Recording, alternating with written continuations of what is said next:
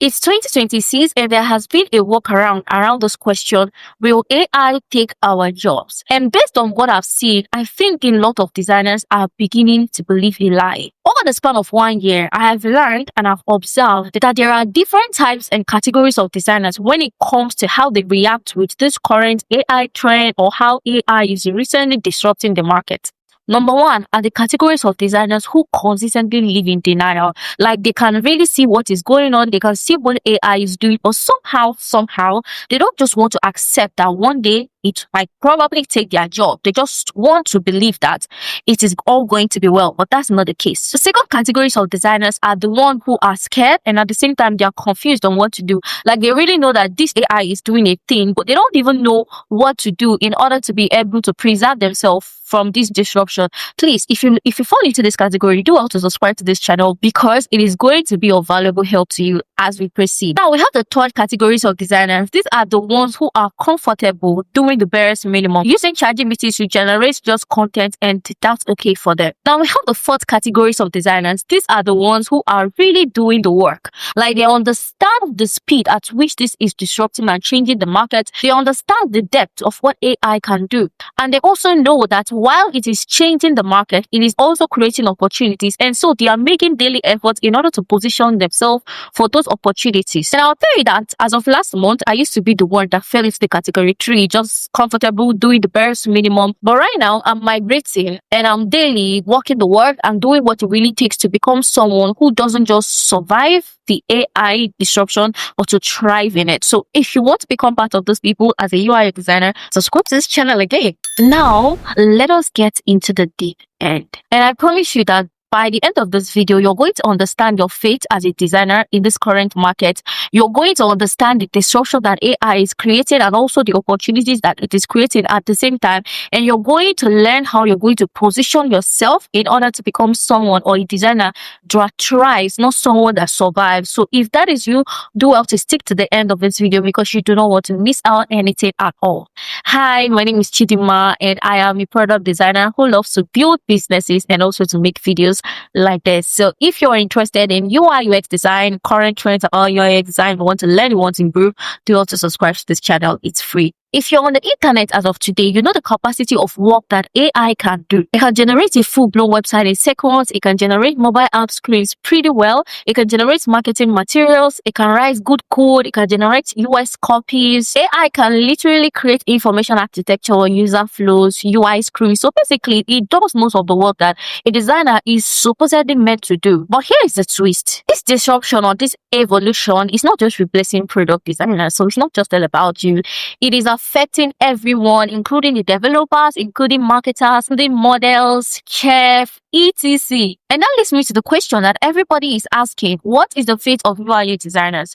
Will AI take our jobs? And the honest truth is that AI is going to replace you. Yes, I mean you, the designer, who is living in denial of a future that is already defined for you. It will replace you, the designer who is comfortable doing the barest minimum and don't want to adapt to the change that is coming. The truth is that what used to work 5 years ago or what used to work for you 2 years ago might no longer work for you. And that is the honest reality. You have to be very open-minded. So it's really something very hard, and it's a hard truth even to myself that is sitting down saying this because I am also affected. But the truth about this matter is that I am not scared of it. While a lot of people try to live in denial and try to run away from the truth or the feature that is already ahead of them, because it's obviously normal in every disruption that technology brings. There is going to be loss of job opportunities and loss of careers, but there's going to also be the creation of more opportunities and more career paths. So instead of you as a designer being afraid or being scared of a future that you know that it's already in front of you, you need to now start asking questions like, what do I need to do? Position myself to become part of the people that thrive, not part of the people that survive. But when you begin to live in that mindset, everything changes. Now, instead of focusing on being fearful, you start asking yourself, oh, AI is disrupting things. What are the opportunities that it is creating? And I'm going to list 2 opportunities that I noticed personally that AI has created. Number one is that it has led to the rise of solo builders. Like, that is so iconic. You're online and you look at what is going on. You can see that there has been a massive rise of products that now help people to be able to build faster. And you don't need a massive team. You don't need 6 months to test an idea and thousands of dollars or naira to check if a product is valid. AI has literally given designers like wings and superpowers and kind of an opportunity to change the course of their life. I know that at this point you might be asking yourself, how does this pertain to me? I just want to be the designer who is at my job. I just don't want to lose my job. That is it. I don't want to be a founder. I don't want to be anything like that. And I get you. AI is not like it's really taking your job today, tomorrow. Still need you to be able to even do a better work with this AI tools. So it's not like they're discarding you today and tomorrow, especially if you work in a small size team. Although we can already see that it is already dispensing people from their position, and that is why you need a video like this so that you can act fast. So the entirety of this is that you need to start seeing AI as an opportunity and not as a threat. AI makes you a builder. Right now, it is giving people the ability to become their own boss, to live on their own terms, to build on their own terms, and to be able to live the life that they've always wanted to do. And I'll tell you that for the past few months, I have a lot of people who are connected with me on LinkedIn, on WhatsApp, and I see people building crazy stuff. I see people building amazing stuff, solving real problems. I know a friend of LinkedIn who has currently launched up to 4 products in less than 2 months. And I'm like, who does that?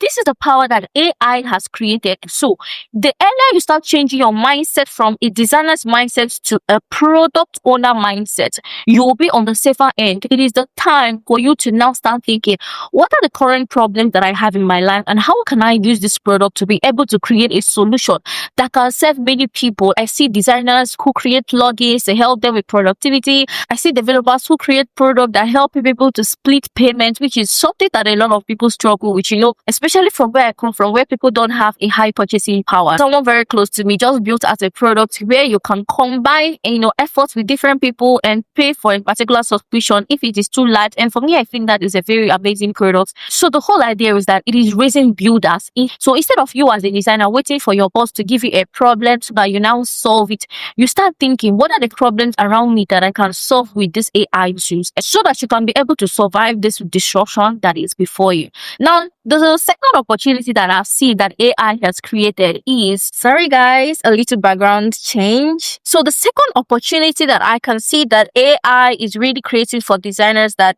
it is removing designers from being just pixel pushers, like they will popularly say, to people who have become intricate parts of the business. So the era of being a designer whose identity is centered around pushing products or creating UI screens has changed. Understanding how your thoughtful ideas and product decisions leads to the welfare or leads to the growth of the business is now a non-negotiable, because for what you use to center your identity around, which is creating wireframes, creating mock-ups, AI can already do a part of that. So I can see roles are beginning to change, responsibilities are beginning to change. And for the past 1 month, when I look at job openings, I begin to see new roles emerging from different places. Now, designers are expected to know how to prompt engineer. That is, for you to be able to use these tools, you have to understand how the tools work and how to use it professionally and properly. Now, designers are no longer expected to just create and push design. They're also expected to understand business terms such as retention, such as churn rate, because responsibilities are beginning to change and your value as a designer has to also change. So in summary, here's the opportunity. Your value have changed as a designer, and let's adapt quickly to your new responsibilities. You are on the safer edge because you want to move from becoming just the UI person to becoming the strategic voice in the room, the one that people know that even though these tools are available to do this work, we still need this voice in this room. Now, knowing these opportunities that AI has created, especially for us as designers, I'm going to tell you 5 ways that you can stay ahead and become the person who is thriving even in this great disruption. Number 1, you have to stay updated. You have to follow these companies. Example, Google Labs, to understand what they're creating, Lovable, Bolt, all these companies that are currently and consistently always creating new tools and new features that can help you as a designer, types of tools that you can integrate in your workflow. You have to know what you're currently doing and consistently doing and make effort. I don't say learn all of them at the same time. Find the one that helps you in your workflow and see how you can make daily efforts to learn at least how to use them, because honestly, you don't want to be catching up 1 year later. Step number 2 is to get aggressive with these tools. Like, don't just learn about them, don't just know them, but also learn how you can implement them into your work. Explore their tools. In the future, I'm going to upload a video on how I use AI to make my workflow and, work basically easier for me. Honestly, in this day and age where you can easily get replaced by someone who is better than you on the job, you want to make sure that you are the person who knows how to do the work with the AI tools. I remember getting a message from someone who messaged me saying, oh, that, he's working in this place and currently his boss got an AI tool that does the work that he has been doing for like over 1 week, and the boss did it in hours in a single day. And he was like telling me, oh, do I need tools? Do I know tools that can help him to, replicate the same speed that his boss is asking him to, speed up the whole process, that this is an agency, you cannot be working like the way you used to work in 2025. So basically, I was even scared for him, thinking that, oh, maybe he was fired from his job. But fortunately for him, his boss was only teaching him how to do what, how to begin to use this tool. So it is a non-negotiable for you. You cannot be comfortable. Learn how to use these tools. I'm also going to try to see how I'll link some of these tools down so that you can explore them and see how it can be of great use for you as a designer. Number 3 thing that you can start doing, honestly, this one is non-negotiable, is to strengthen your business literacy. Because in an era where AI can literally do most of the work that you are already doing, I know I've pretty much said AI too much at this point, but I'm so sorry, I have to pass on the message. Since AI is giving you the opportunity to work with speed and with ease, you have to also buckle up when it comes to understanding how your designs can also impact the product growth or the company growth. Because if you become that type of person who brings so much growth or so much influence to the growth of your company, trust me, you're not easily dispensable. I will tell you for a fact. Especially when you work in a small team or a medium-sized team.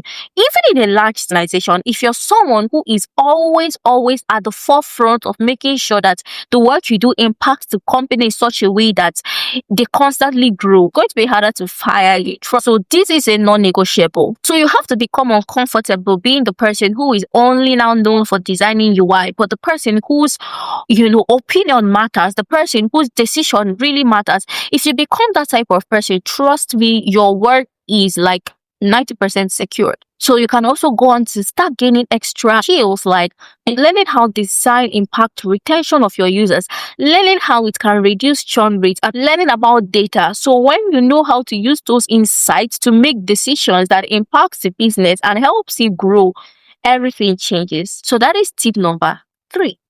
Tip number 4 and the final one is to ship and build your own experiments. Like I said, AI created an opportunity and giving us superpowers to become solo builders. So I believe this has given us an opportunity to not just design for companies. It is also an opportunity for you to become that person who doesn't just sit around and wait for tasks to be given to you, but also searches around to see problems around us and how you can use these tools to create solutions that could be of great help to a mass number of people. So use it to launch tiny micro projects, use it to launch MVPs, use it to launch plugins, use it to explore ideas with people, test your experiments, learn from it, build something credible, do it fast, and if there is a market for it, launch it. Because the future belongs to designers who think like founders. So we have quietly come to the end of this video, but before I end this video, I would make this statement. As a designer, the things that used to work before no longer work anymore. You have to be open to change, and you have to do it very, very fast. Always very fast, because the tech ecosystem changes all the time and it doesn't request your permission to move fast.